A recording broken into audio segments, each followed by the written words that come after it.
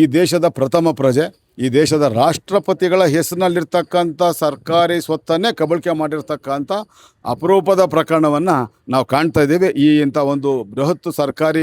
ರಾಷ್ಟ್ರಪತಿಗಳ ಹೆಸರಿನಲ್ಲಿರ್ತಕ್ಕಂಥ ಸರ್ಕಾರಿ ಭೂ ಕಬಳಿಕೆಯನ್ನು ಮಾಡಿರ್ತಕ್ಕಂಥದ್ದು ಈಗಿನ ಬೆಂಗಳೂರು ಅಭಿವೃದ್ಧಿ ಸಚಿವರಾಗಿರ್ತಕ್ಕಂಥ ಕೃಷ್ಣ ಬೈರೇಗೌಡರ ಪರಮಾಪ್ತ, ಅವರ ಪಟ್ಟ ಶಿಷ್ಯ, ಸ್ವತಃ ಕೊಡಿಗೆಹಳ್ಳಿ ವಾರ್ಡಿನ ಮಾಜಿ ಕಾರ್ಪೊರೇಟ್ರು. ಕ್ವಾರ್ಟರ್ಸ್ಗಳನ್ನು ಕಟ್ಟಿ ಅಲ್ಲಿ ಅಧಿಕಾರಿಗಳು, ಇಂಧನ ಸಚಿವಾಲಯದ ಅಧಿಕಾರಿಗಳು ವಾಸ ಮಾಡ್ತಾ ಇದ್ದಾರೆ. ಇನ್ನುಳಿದಂಥ ಖಾಲಿ ಜಾಗದ ಪೈಕಿ 32 ಗುಂಟೆ ವಿಸ್ತೀರ್ಣದ ಸ್ವತ್ತಿನ ಮೇಲೆ ಕಣ್ಣಾಕ್ದಂಥ KN ಚೇತನ್ ಮತ್ತು ಆತನ ತಂದೆ N ಮಂಜುನಾಥ್ ಅವರು ರಾತ್ರೋರಾತ್ರಿ ಇಂಧನ ಸಚಿವಾಲಯದ ಕಾರ್ಯದರ್ಶಿಗಳು ಖುದ್ದಾಗಿ ದಾಖಲೆಗಳು ಸಹಿತ ಈ ರಾಜ್ಯದ ಪ್ರಧಾನ ಕಾರ್ಯದರ್ಶಿಗಳಿಗೆ ಪತ್ರವನ್ನು ಬರೆದು ಇಂತಹ ಅಮೂಲ್ಯವಾದಂಥ 100 ಕೋಟಿಗೂ ಹೆಚ್ಚು ಮೌಲ್ಯದ 32 ಗುಂಟೆ ವಿಸ್ತೀರ್ಣದ ಸ್ವತ್ತನ್ನು ನಿಮ್ಮ ಈ ಏನು ಕಬಳಿಕೆ ಆಗಿದೆ ಅದನ್ನು ತೆರವುಗೊಳಿಸ್ಕೊಡಿ ಅನ್ನೋ ಒಂದು ಮನವಿಯನ್ನು ಮಾಡಿಕೊಂಡ್ರೆ 2.5 ತಿಂಗಳಾದರೂ ಕೂಡ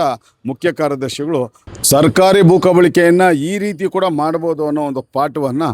ಸ್ವತಃ ಕೃಷ್ಣ ಬೈರೇಗೌಡರ ಪರಮಾಪ್ತ, ಅವರ ಪಟ್ಟ ಶಿಷ್ಯ, ಮಾಜಿ ಪಾಲಿಕೆ ಸದಸ್ಯ KN ಚೇತನ್ ಅವರು ಮಾಡಿ ತೋರಿಸಿದ್ದಾರೆ. ನಾವು ಇಲ್ಲಿಯವರೆಗೂ ರಾಜ್ಯದ ಇತಿಹಾಸದಲ್ಲಿ ಸರ್ಕಾರಿ ಭೂ ಕಬಳಿಕೆಗೆ ಸಂಬಂಧಪಟ್ಟ ಹಾಗೆ ಕೆರೆ ಮತ್ತು ಕೆರೆ ಅಂಗಳ, ರಾಜಕಾಲುವೆ ಮತ್ತು ಅದರ ಬಫರ್ ಝೋನು, ಸರ್ಕಾರಿ ಎ ಖರಾಬು, ಬಿ ಖರಾಬು, ಸರ್ಕಾರಿ ಗೋಮಾಳ ಸ್ವತ್ತುಗಳನ್ನು ಕಬಳಿಕೆ ಮಾಡಿರ್ತಕ್ಕಂಥದ್ದು ಪ್ರಕರಣಗಳನ್ನ ನಾವು ನೋಡಿದ್ದೀವಿ. 100 ಪ್ರಕರಣಗಳನ್ನು ನಾನು ಕೂಡ ಬಯಲಿಗೆಳೆದು ದಾಖಲು ಮಾಡಿ ಅದರಲ್ಲಿ ಹಲವಾರು ಪ್ರಕರಣ ಜಯವನ್ನು ಕೂಡ ಸಾಧಿಸಿದ್ದೀನಿ. ಆದರೆ ರಾಜ್ಯ ಮಾತ್ರ ಅಲ್ಲ, ಇಡೀ ದಕ್ಷಿಣ ಭಾರತದ ಇತಿಹಾಸದಲ್ಲಿ ಇದೇ ಮೊಟ್ಟ ಮೊದಲ ಬಾರಿಗೆ ಈ ದೇಶದ ಪ್ರಥಮ ಪ್ರಜೆ, ಈ ದೇಶದ ರಾಷ್ಟ್ರಪತಿಗಳ ಹೆಸರಿನಲ್ಲಿರ್ತಕ್ಕಂಥ ಸರ್ಕಾರಿ ಸ್ವತ್ತನ್ನೇ ಕಬಳಿಕೆ ಮಾಡಿರ್ತಕ್ಕಂಥ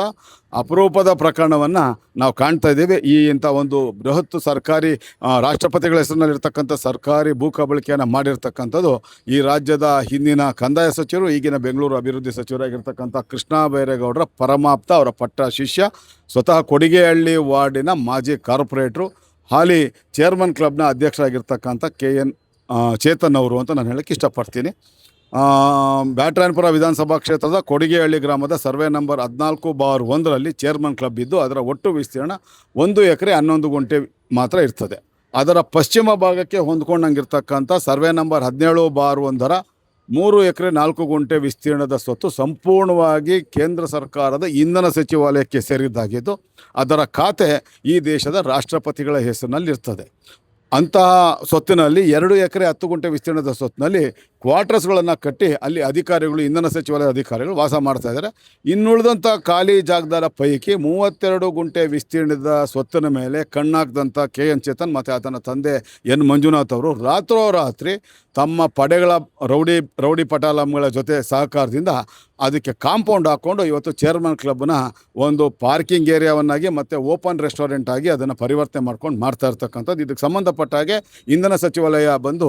ಸಿಟಿ ಸಿವಿಲ್ ನ್ಯಾಯಾಲಯದ ದಾವೆಯನ್ನು ಹೂಡುತ್ತೆ. ಆ ದಾವೆಯಲ್ಲಿ ಬೇರೆ ಭಾಗದಲ್ಲಿ ಮಾಡಿರ್ತಕ್ಕಂಥ ಭೂ ಪರಿವರ್ತನೆ ದಾಖಲೆಗಳನ್ನು ತೊಗೊಂಬಂದು ನ್ಯಾಯಾಲಯದ ದಿಕ್ತಪ್ಸಂಥ ಕೆಲಸವನ್ನು ಮಾಡ್ತಾರೆ. ಇದನ್ನು ಸಿಟಿ ಸಿವಿಲ್ ನ್ಯಾಯಾಲಯದ ನ್ಯಾಯಾಧೀಶರು KN ಚೇತನ್ ಅವರಿಗೆ ಚೀಮಾರಿ ಹಾಕಿ ನಿಮ್ಮ ವಿರುದ್ಧ ಯಾತಿ ಕ್ರಿಮಿನಲ್ ಪ್ರಕರಣ ದಾಖಲು ಮಾಡಬಾರ್ದು ಅಂತ ಹೇಳಿ ಅವ್ರಿಗೆ ಎಚ್ಚರಿಕೆಯನ್ನು ಕೊಟ್ಟು ಕೂಡಲೇ ಆ ಇಂಧನ ಸಚಿವಾಲಯಕ್ಕೆ ಸೇರಿದಂಥ ಸ್ವತ್ತನ್ನು ಅವರಿಗೆ ಹಸ್ತಾಂತರ ಮಾಡಿ ಅಂತ ಹೇಳಿ ಅವ್ರು ವಹಿಸ್ಕೊಡಿ ಅಂತ ಹೇಳಿ ಅವ್ರು ಸುಪರ್ದಿಗೆ ಬಿಟ್ಕೊಡಿ ಅನ್ನೋ ಒಂದು ಆದೇಶವನ್ನು ಕೊಡ್ತಾರೆ. ಇದನ್ನು ಪ್ರಶ್ನೆ ಮಾಡಿ ಚೇತನ್ ಅವರು ಉಚ್ಚ ನ್ಯಾಯಾಲಯ ಮತ್ತು ಸರ್ವೋಚ್ಚ ನ್ಯಾಯಾಲಯಕ್ಕೆ ಕೂಡ ಪ್ರಕರಣಗಳು ದಾಖಲು ಮಾಡ್ತಾರೆ. ಅಲ್ಲೂ ಕೂಡ ಆತನಿಗೆ ಹಿನ್ನಡೆ ಆಗಿ ಈ ಸ್ವತ್ತು ನೇರವಾಗಿ ರಾಷ್ಟ್ರಪತಿಗಳ ಹೆಸರಿನಲ್ಲಿದೆ ಮತ್ತು ಅದು ಇಂಧನ ಸಚಿವಾಲಯಕ್ಕೆ ಸೇರಿದ್ದು 3 ಎಕರೆ 4 ಗುಂಟೆ ವಿಸ್ತೀರ್ಣದ ಸರ್ವೆ ನಂಬರ್ 17/1ರ ಸ್ವತ್ತು ಅದು ನೇರವಾಗಿ ಇಂಧನ ಸಚಿವಾಲಯಕ್ಕೆ ಸೇರಿದ್ದು ಅನ್ನೋ ಒಂದು ಮಹತ್ವಪೂರ್ಣ ಆದೇಶವನ್ನು ಹೈಕೋರ್ಟ್ ಮತ್ತು ಸುಪ್ರೀಂ ಕೋರ್ಟ್ ಅವರ ವಿರುದ್ಧ ಈ ಚೇರ್ಮನ್ ಕ್ಲಬ್ಗೆ ಹೊಂದಿಕೊಂಡಂಗೆ ಮತ್ತೊಂದು ಭಾಗಕ್ಕೆ ಹೊಂದಿಕೊಂಡಂಗಿರ್ತಕ್ಕಂಥ ಒಂದು ಪ್ರದೇಶದ ಮಾಲೀಕರು KN ಚೇತನ್ ಅವ್ರ ವಿರುದ್ಧ ಒಂದು ಪ್ರಕರಣವನ್ನು ಹೈಕೋರ್ಟಲ್ಲಿ ದಾಖಲು ಮಾಡ್ತಾರೆ. ಆ ಪ್ರಕರಣದಲ್ಲಿ ಸ್ವತಃ ತಮ್ಮ ಸ್ವಹಸ್ತಾಕ್ಷರದಲ್ಲಿ ಸಹಿ ಬರೆದಿರ್ತಕ್ಕಂಥ KN ಚೇತನ್ ಒಂದು ಪ್ರಮಾಣ ಪತ್ರವನ್ನು ಉಚ್ಚ ನ್ಯಾಯಾಲಯಕ್ಕೆ ಸಲ್ಲಿಕೆ ಮಾಡಿ ಸರ್ವೆ ನಂಬರ್ 17/1ರ 3 ಎಕರೆ 4 ಗುಂಟೆ ವಿಸ್ತೀರ್ಣದ ಸ್ವತ್ತು ಅದು ಕೇಂದ್ರದ ಇಂಧನ ಸಚಿವಾಲಯಕ್ಕೆ ಸೇರಿದ್ದಂಥದ್ದು ಮತ್ತು ಅದು ಬಂದು ರಾಷ್ಟ್ರಪತಿಗಳ ಹೆಸರಿನ ಖಾತೆಯನ್ನು ಹೊಂದಿರ್ತದೆ ಅನ್ನೋ ಒಂದು ಸತ್ಯಾಂಶವನ್ನು ಅವರೇ ನ್ಯಾಯಾಲಯಕ್ಕೆ ಬರ್ಕೊಟ್ಟಿರೋದ್ರಿಂದ ತಾವು ಮಾಡಿರ್ತಕ್ಕಂಥ ಸರ್ಕಾರಿ ಭೂ ಕಬಳಿಕೆಯನ್ನು ಒಪ್ಕೊಳ್ಳೋಂಥ ಕೆಲಸವನ್ನು ಅವರೇ ಮಾಡ್ತಾರೆ. ಇಷ್ಟರ ಮಧ್ಯ ಇವರು ಇಂಧನ ಸಚಿವಾಲಯದ ಉಪನಿರ್ದೇಶಕರು ನೇರವಾಗಿ ಖುದ್ದಾಗಿ ಕೃಷ್ಣ ಬೈರೇಗೌಡರನ್ನ ಅವರು ಕಂದಾಯ ಸಚಿವರಾಗಿದ್ದಂಥ ಸಂದರ್ಭದಲ್ಲಿ ಏಪ್ರಿಲ್ ತಿಂಗಳಲ್ಲಿ ಭೇಟಿ ಮಾಡಿ ಒಂದು ಮನವಿಯನ್ನು ಮಾಡ್ಕೊಳ್ತಾರೆ. ಇದು ನಮ್ಮ ಸ್ವತ್ತಾಗಿರುತ್ತೆ, ನಿಮ್ಮ ಶಿಷ್ಯ ಇಂಥ ಗನಂದಾರಿ ಕೆಲಸ ಮಾಡಿದ್ದಾನೆ, ನಮ್ಮ ಜಾಗವನ್ನು ಬಿಡಿಸ್ಕೊಡಿ ಅನ್ನೋ ಮನವಿಯನ್ನು ಮಾಡಿಕೊಂಡ್ರೆ ಅದಕ್ಕೆ ನಿರಾಕರಣೆ ಮಾಡಿದಂಥ ಕೃಷ್ಣ ಬೈರೇಗೌಡರು ಇವ್ರನ್ನ ಒಳಗೆ ಬಿಟ್ಟವ್ರು ಇವ್ರನ್ನ ಇಲ್ಲಿಂದ ಹೊರಗಡೆ ಹಾಕಿ ಅನ್ನೋ ಒಂದು ಬೆದರಿಕೆಯನ್ನು ಕೂಡ ಮಾಡಿ ತಮ್ಮ ಬೆಂಬಲಿಗರ ಮೂಲಕ ಇಂಧನ ಸಚಿವಾಲಯ ಅಧಿಕಾರಿಗಳನ್ನು ಅವರ ಕಚೇರಿಯಿಂದ ಹೊರದಬ್ಬುವಂಥ ಕೆಲಸ ಕೆಲಸವನ್ನು ಮಾಡಿ ತಾವು ಎಂಥ ಇದು ಗೋಮುಖ ವ್ಯಾಘ್ರದ ರಾಜಕಾರಣಿ ಅನ್ನೋದನ್ನು ಮತ್ತೊಮ್ಮೆ ಸ್ಪಷ್ಟಪಡಿಸುವಂಥ ಕೆಲಸವನ್ನು ಮಾಡ್ತಾರೆ. ಇದಾದ ನಂತರ ಇಂಧನ ಸಚಿವಾಲಯದ ಕಾರ್ಯದರ್ಶಿಗಳು ಖುದ್ದಾಗಿ ದಾಖಲೆಗಳು ಸಹಿತ ಈ ರಾಜ್ಯದ ಪ್ರಧಾನ ಕಾರ್ಯದರ್ಶಿಗಳಿಗೆ ಪತ್ರವನ್ನು ಬರೆದು ಇಂತಹ ಅಮೂಲ್ಯವಾದಂಥ 100 ಕೋಟಿಗೂ ಹೆಚ್ಚು ಮೌಲ್ಯದ 32 ಗುಂಟೆ ವಿಸ್ತೀರ್ಣದ ಸ್ವತ್ತನ್ನು ನಿಮ್ಮ ಈ ಏನು ಕಬಳಿಕೆ ಆಗಿದೆ ಅದನ್ನು ತೆರವುಗೊಳಿಸ್ಕೊಡಿ ಅನ್ನೋ ಒಂದು ಮನವಿಯನ್ನು ಮಾಡಿಕೊಂಡ್ರೆ 2.5 ತಿಂಗಳಾದರೂ ಕೂಡ ಮುಖ್ಯ ಕಾರ್ಯದರ್ಶಿಗಳು ಇಂಧನ ಸಚಿವಾಲಯದ ಕಾರ್ಯದರ್ಶಿಗಳ ಪತ್ರಕ್ಕೆ ಕವಡೆ ಕಾಸಿನ ಕಿಮ್ಮತ್ತನ್ನು ಕೊಡದೆ ಕೃಷ್ಣ ಬೈರೇಗೌಡರ ರಾಜಕೀಯ ಪ್ರಭಾವಕ್ಕೆ ಒಳಗಾಗಿ ಈ ಒಂದು ಕಾರ್ಯದಿಂದ ಅವರು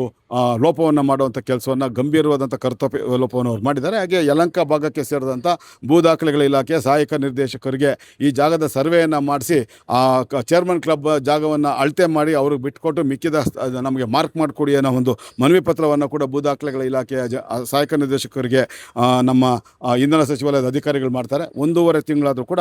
ಒಂದು ಹೆಜ್ಜೆ ಕೂಡ ಇಲ್ಲಿ ತನಕ ಮುಂದೆ ಹಾಕದೆ ಆತ ಕೂಡ ಕೃಷ್ಣ ಬೈರೇಗೌಡರ ರಾಜಕೀಯ ಪ್ರಭಾವಕ್ಕೆ ಒಳಗಾಗಿ ಚೇತನ್ ಅವರಿಂದ ಅಪಾರ ಪ್ರಮಾಣದ ಹಣವನ್ನು ಪಡೆದು ಅವ್ರ ಜೊತೆ ಶಾಮೀಲಾಗಿರೋ ಹಿನ್ನೆಲೆಯಲ್ಲಿ ನಾನು ಸಂಪೂರ್ಣ ದಾಖಲೆಗಳು ಸಹಿತ ಮುಖ್ಯಮಂತ್ರಿ ಡಿ ಕೆ ಶಿವಕುಮಾರ್ ಅವರಿಗೆ ಪತ್ರವನ್ನು ಬರೆದು ಈ ಕೂಡಲೇ ಈ ಒಂದು ಬೃಹತ್ ಸರ್ಕಾರಿ ಅದು ವಿಶೇಷವಾಗಿ ರಾಷ್ಟ್ರಪತಿಗಳ ಹೆಸರಿನಲ್ಲಿ ಇರ್ತಕ್ಕಂಥ ಈ ಒಂದು ಸ್ವತ್ತನ್ನು ಕಬಳಿಕೆ ಮಾಡೋದ್ರ ಮೂಲಕ ರಾಜ್ಯಕ್ಕೆ ದೊಡ್ಡ ಮಟ್ಟದ ಅವಮಾನ ಆಗೋ ನಿಟ್ಟಿನಲ್ಲಿ ಮಾಡಿರ್ತಕ್ಕಂಥ ಈ ಪ್ರಕರಣವನ್ನು CID ಅಥವಾ CBI ತನಿಖೆಗೆ ವಹಿಸಿ ಅನ್ನೋ ಒಂದು ಆಗ್ರಹವನ್ನು ಮಾಡಿದ್ದೇನೆ. ಹಾಗೆ ಲೋಕಾಯುಕ್ತ ಉಪಲೋಕಾಯುಕ್ತರಿಗೆ ಹಾಗೆ IGP ಲೋಕಾಯುಕ್ತರಿಗೂ ಕೂಡ ಸಂಪೂರ್ಣ ದಾಖಲೆಗಳ ಸಹಿತ ದೂರನ್ನು ಕೊಟ್ಟು KN ಚೇತನು ಅವರ ತಂದೆ ಮಾಜಿ ಪಾಲಿಕೆ ಸದಸ್ಯ ಅಲ್ಲಿ ಚೇರ್ಮನ್ ಕ್ಲಬ್ನ ಅಧ್ಯಕ್ಷರಾಗಿರ್ತಕ್ಕಂಥ KN ಚೇತನು ಮತ್ತು ಅವರ ತಂದೆ ಹಿಂದಿನ ಚೇರ್ಮನ್ ಕ್ಲಬ್ ಅಧ್ಯಕ್ಷರಾಗಿರ್ತಕ್ಕಂಥ N ಮಂಜುನಾಥ್ ಅವ್ರ ವಿರುದ್ಧ ADLR ಹಾಗೆ ತಹಸೀಲ್ದಾರ್ ಇವರೆಲ್ಲರ ವಿರುದ್ಧ ನಾನು ನಕಲಿ ದಾಖಲೆ ತಯಾರಿಕೆ, ಸರ್ಕಾರಿ ಭೂ ಕಬಳಿಕೆಗೆ ಸಹಕಾರ, ಅಧಿಕಾರ ದುರುಪಯೋಗ, ನಕಲಿ ದಾಖಲೆ ತಯಾರಿಕೆ, ವಂಚನೆ ಪ್ರಕರಣಗಳು ದಾಖಲು ಮಾಡಿದ್ದೀನಿ. ಅಂತಿಮವಾಗಿ ಇನ್ನು 15 ದಿನಗಳ ಕಾಲ ಕಾದು ನೋಡಿ ಯಾವುದೇ ಕ್ರಮ ಆ ಜಾಗವನ್ನು ಇವರ ಕೇಂದ್ರದ ಇಂಧನ ಸಚಿವಾಲಯದ ಸುಪರ್ದಿಗೆ ಬಿಟ್ಕೊಡೋಂಥ ಕೆಲಸವನ್ನು ಮಾಡದೇ ಇದ್ದರೆ ನಾನು ನೇರವಾಗಿ ಹೈಕೋರ್ಟ್ನಲ್ಲಿ ಅಂದರೆ ಉಚ್ಚ ನ್ಯಾಯಾಲಯದಲ್ಲಿ ಇದಕ್ಕೆ ಸಂಬಂಧಪಟ್ಟಾಗೆ ಸಾರ್ವಜನಿಕ ಹಿತಾಸಕ್ತಿ ಮೊಕದ್ದಮೆಯನ್ನು ಸ್ವತಃ ಮುಖ್ಯ ಕಾರ್ಯದರ್ಶಿಗಳಾಗಿರ್ತಕ್ಕಂಥ ಶಾಲಿನಿ ರಜನೀಶ್ ಅವರು ಹಾಗೆ ಕೃಷ್ಣ ಬೈರೇಗೌಡರು ಆತನ ಶಿಷ್ಯ KN ಚೇತನ್ ಅವರು ಹಾಗೆ ADLR ಮತ್ತು ತಹಸೀಲ್ದಾರ್ ವಿರುದ್ಧ ನಾನು ದಾಖಲು ಮಾಡ್ತಾ ಇದ್ದೀನಿ ಅನ್ನೋ ಒಂದು ಮಾತನ್ನು ಹೇಳೋಕ್ಕೆ ಇಷ್ಟಪಡ್ತೀನಿ.